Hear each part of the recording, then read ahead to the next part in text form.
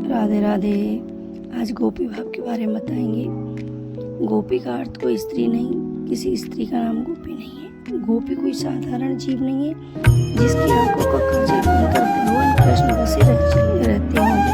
वो जीव गोपी है, चाहे स्त्री हो, पुरुष हो या कोई हो, जो कृष्ण प्रेम में डूब गया वो गो है। जिसे आठों याम हर अवस्था में श्री कृष्ण दिखाई देते हैं, वो गोपी है।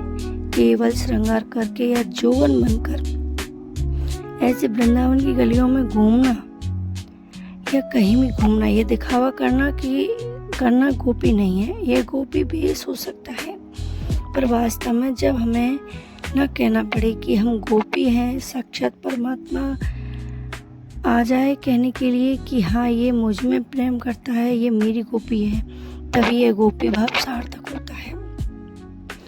गोपी भाव का मतलब श्री कृष्ण के प्रति अहंकार रहित प्रेम से है,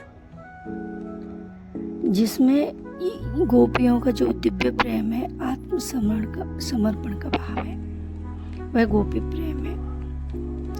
जो श्री कृष्ण को अपना स्वामी, प्रियतम और परम पुरुषोत्तम मानकर उनके चरणों में आत्मलीन है। गोपियाँ केवल व्रज की स्त्रियां नहीं थी, वे ऋषियों का पुनर्जन्म थी। उन्हें कई जन्मों तक तपस्या करके कृष्ण प्रेम को पाने के लिए गोपी रूप में जन्म लिया था। उनका प्रेम कामनाहीन, निष्काम और पूर्ण समर्पण युक्त था।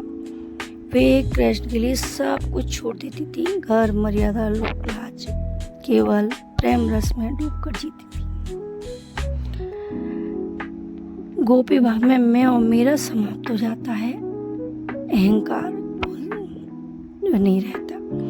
गोपी भाव मानव की ईगो को समाप्त कर देता है, अहंकार को खत्म कर देता है और प्रेम को दिव्य ईश्वर से जोड़ता है।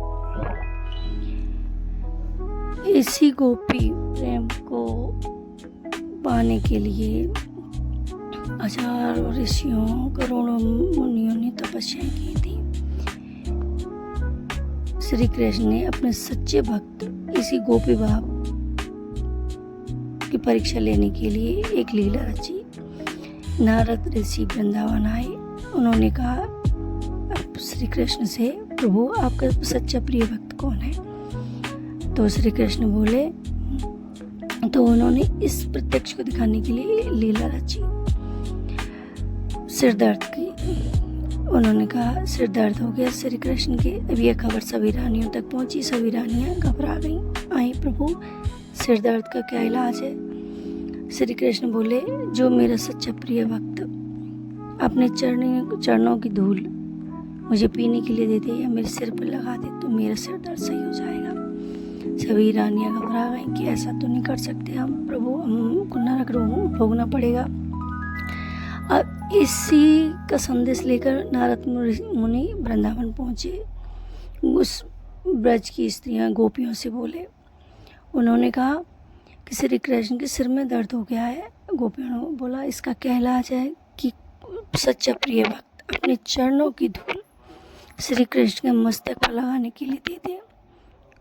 तो उन्होंने गोपियों ने अपनी रसधूल इकट्ठी कर एक कपड़े में बांधकर नारद को दे दी। नारद जी बोले, गोपियाँ तुमको डर नहीं लगता क्या ऐसा करने से? गोपियाँ बोली, नहीं, कि तुमको नरक भोगना पड़ सकता है कि हम श्याम सुंदर के एक पल के सुख के लिए करोड़ों वर्षों तक नरक भोग सकती हैं, लेकिन हम हमारे श्याम सुंदर का दुख नहीं दे सकती। तो नारद जी ने आके धूल श्री कृष्ण को दे दी। श्री कृष्ण बोले, ये मेरे प्रिय सच्चे भक्त हैं, इनको इसी को कहते हैं गोपी भाव। ये मेरे सच्चे भक्त हैं, इनमें ना अहंकार है, न निष्कामनाहीन भाव है इनका। एक और है कथा जो महादेव की गोपी भाव की। एक बार वृंदावन में श्री कृष्ण गोपियों के साथ महारास रच रहे थे।